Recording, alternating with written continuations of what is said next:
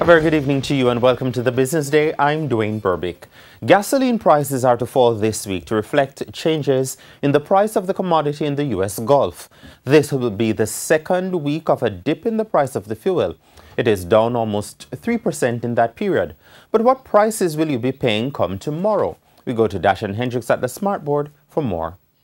Well, thank you. And consumers will be getting some reprieve at the pumps this week. The price of petrol is to fall in some cases, increasing in some. But for gasoline, it will decline this week. E10 87 and E10 90 gasoline going down by $1.12, while regular diesel oil it goes up this week by 75 cents. The low sulfur diesel, however, declines by $1.49.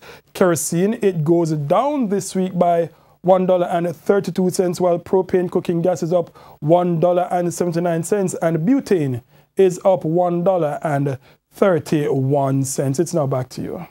Thanks very much, Dashan. In the meantime, the price of oil settled at its highest in 4 months today. Oil for delivery in October settled at $50.41. It is up 93 cents. The October contract expired today, and as of tomorrow, we will be reporting on the November contract for oil.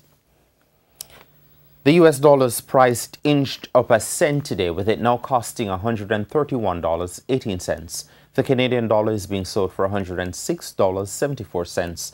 The pound sterling now costs $177.82, while the euro is selling for $157.61. And in stock trading, that ended today with the JC index up more than 465 points, while the junior market index lost 61. The winners of the day included AMG Packaging and Paper, Jamaica Broilers, Lasco Manufacturing, Radio Jamaica, the Scotia Group, and Seprod. On the losing end were Access Financial, Carrion Producers, Honeybun, Kingston Wharves, Main Event Entertainment, the NCB Financial Group, and Supreme Ventures. And that's your Business Day. I'm Dwayne Burbick. Good evening.